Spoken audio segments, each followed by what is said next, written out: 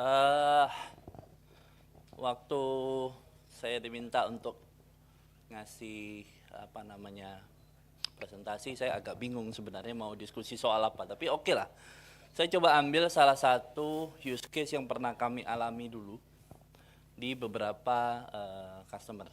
Nanti saya akan cerita banyak soal Nasta Group. Saya sendiri adalah Research and Innovation Director daripada Nasta Group.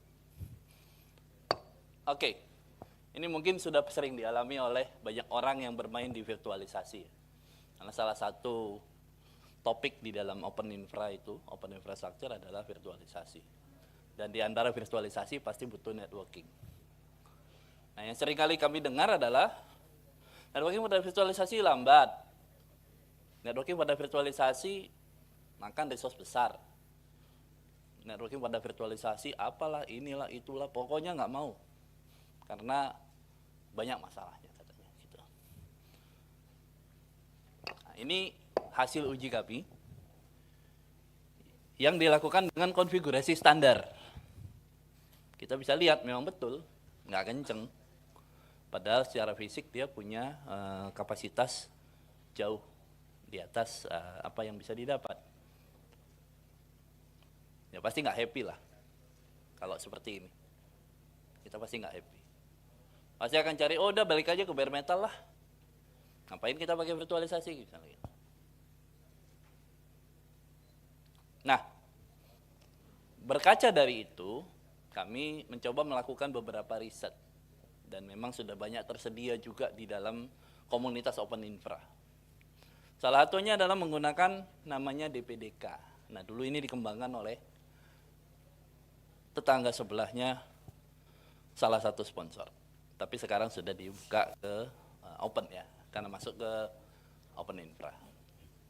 Jadi di dalam sistem operasi itu ada yang namanya user space, ada yang namanya kernel space.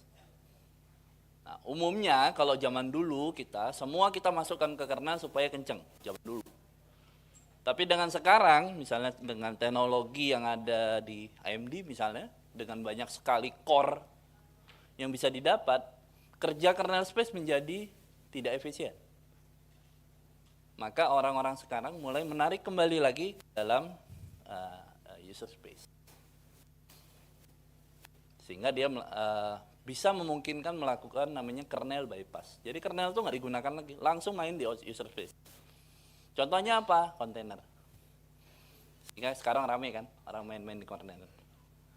Nah, kalau kita bicara di user space, kita nggak ada yang namanya, mungkin kalau rekan-rekan yang berada di sekolah vokasi UGM ini pernah dengar yang namanya intrap. Itu nggak ada. Maka kalau kita bicara di user space, kita harus pakai namanya polling mode. Ngecek terus. Tanya, ada nggak? Ada paket nggak? Ada data nggak? Ada yang harus saya kerjakan nggak? Nah, itulah namanya polling mode. Terus supaya dia polling mode efisien, jangan ngambil datanya dikit-dikit, sekali angkut banyak. Maka dia perlu namanya huge page. Nah, supaya nggak diganggu, setiap kali kita nanya bolak-baliknya, kita butuh alokasi resource yang namanya core atau vCPU. Nah, itu sekitar mengenai DPDK itu apa. Kira-kira arsitekturnya seperti ini. Jadi kalau dulu, setiap kali kita ngirim data, kita harus melewati bagian yang namanya kernel, yang dikembangkan oleh salah grupnya Linus Torvald kan, kalau di Linux ya. Seperti itu. Nah, sehingga ada inefisiensi di situ. Data di copy berulang kali, sehingga menyebabkan latency. Nah, dengan munculnya DPDK ini, kita bisa bypass langsung ke hardware dari virtual machine. Tetapi tidak menghilangkan kemampuan virtualisasinya. Nah, ini adalah contoh apabila kita sudah ngeloading salah satu interface-nya ke arah user space.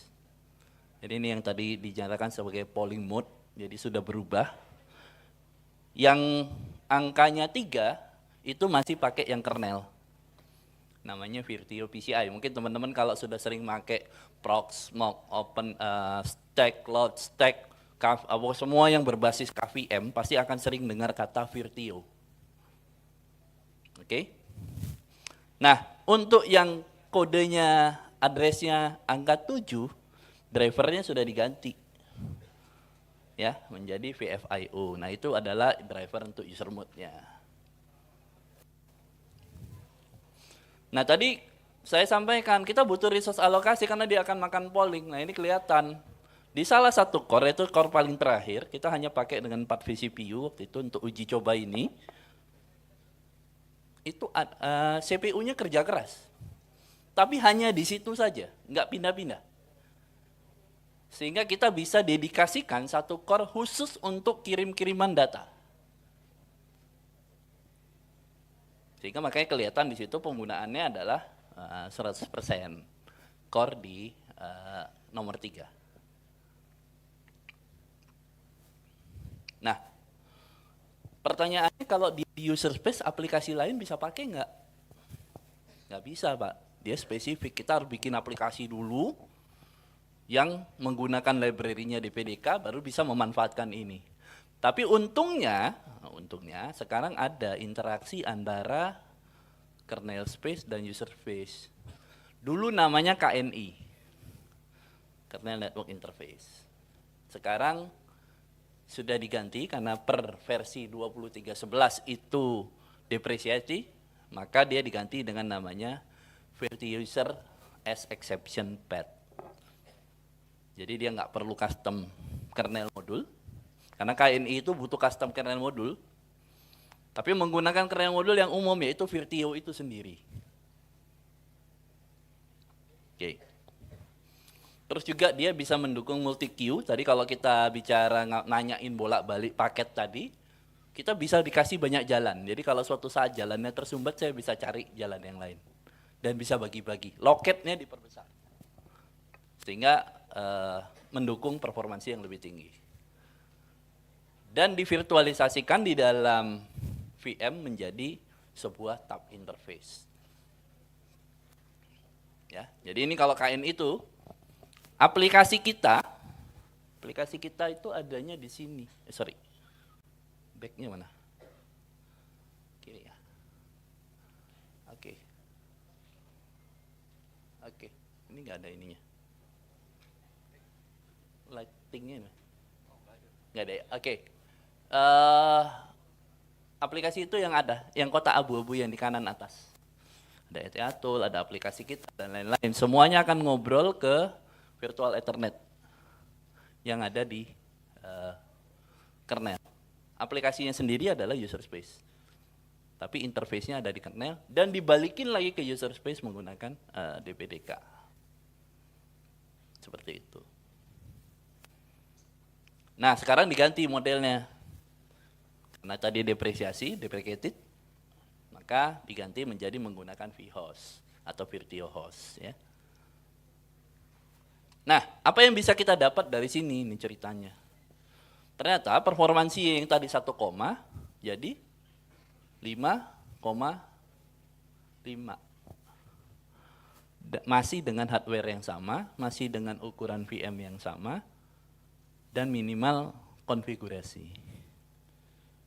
Jadi bisa dinaikkan. Jadi mitos yang tadi lambat, susah, makan resource gede, nah mulai terbantahkan di sini. Oke.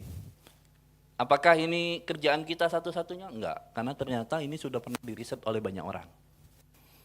Ya, ini pernah diriset oleh banyak orang dan memang sejalan bisa membuktikan bahwa performanya bisa meningkat sangat drastis dengan menggunakan ini. Cuman memang agak ribet, betul. Agak ribet. Tapi saya yakin ke depannya nanti akan ada wrapper atau ada automation atau apa yang akan bisa mempermudah ini. Oke. Saya kira itu yang saya bisa cuplik dari oprek-oprek kita terhadap open source ya, terutama open infrastructure. Silakan kalau ada misalnya mau ada sesi pertanyaan. Oke, udah habis ya. Oke, mungkin sekitas kami sendiri dari Nasdaq Group itu ada 4 entitas, yaitu Nasdaq Global Utama yang akan mengurusi data science, data analitik dan lain-lain. Terus ada untuk terkait dengan infrastruktur modernization ada Indostorage, TTM untuk aplikasi, dan yang baru kami adalah Unit 5 yang bergerak di dunia open source. Kita menyediakan banyak solusi untuk enterprise, termasuk juga UMKM. Khusus untuk tadi di Unit 5 kita akan fokus di open source, khususnya yang terkait dengan infrastruktur performance. Oke, saya kira sekian, karena waktunya juga sudah habis. Terima kasih atas kesempatan yang diberikan. Wassalamualaikum warahmatullahi wabarakatuh.